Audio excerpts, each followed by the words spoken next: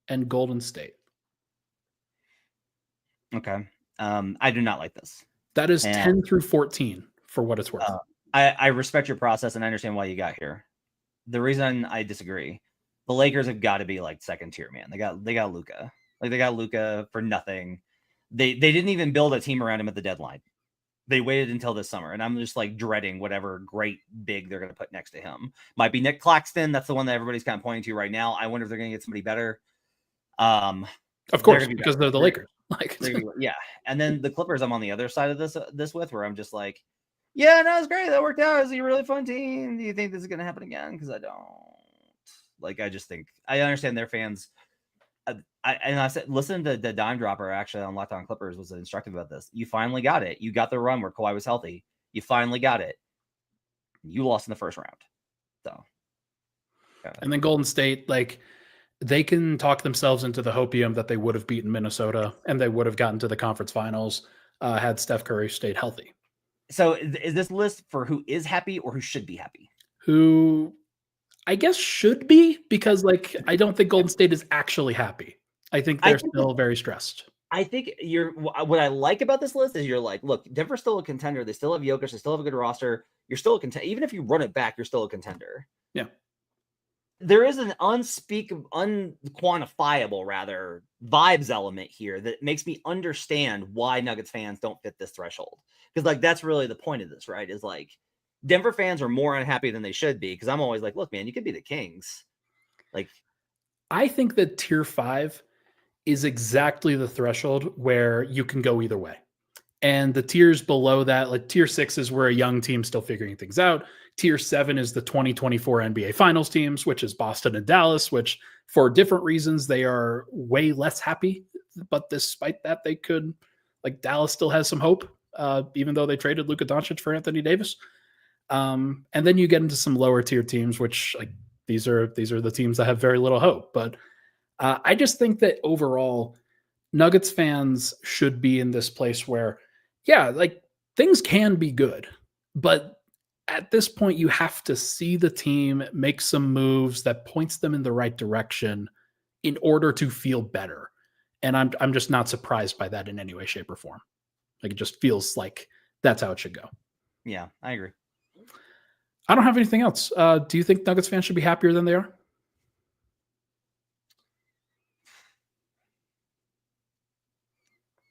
I think what happens is more that the feeling creates assessments that aren't correct, right? Where it's like, I don't feel good about the direction of the team. I'm frustrated. I don't see any way this team can win a championship next year. Leads to, we are trash. We are garbage. We're a first round out. And like, I get it. You went 7 games to the Clippers. I get it. That was a tough team. Having a special year. Like, the West is tough, man. Like, the West is tough. And you're not as far away as I think that feeling makes it feel like. Let me put it this way. If everybody came back, if you told me everybody comes back next year, but the vibes are way better, like the whole team just bought in and had great energy and the gym had great energy the entire year, and like the GM and the coach got along and everything was copacetic, and the development plan, you have to tell me like what happens with the player development. I would be like, oh, okay, so they win like 50 to 54 wins. They're a top 4 seed and they got a shot. And like, that's good, right? You want to be better and you should try and be better. And I think that's like the issue is like, yeah, we all feel like they should try to be way better, to get bold. There are risks with doing that, which is what I always kind of say. It's not a reason not to do it. It's just to be aware that if they broke up the core 4, you could get way worse.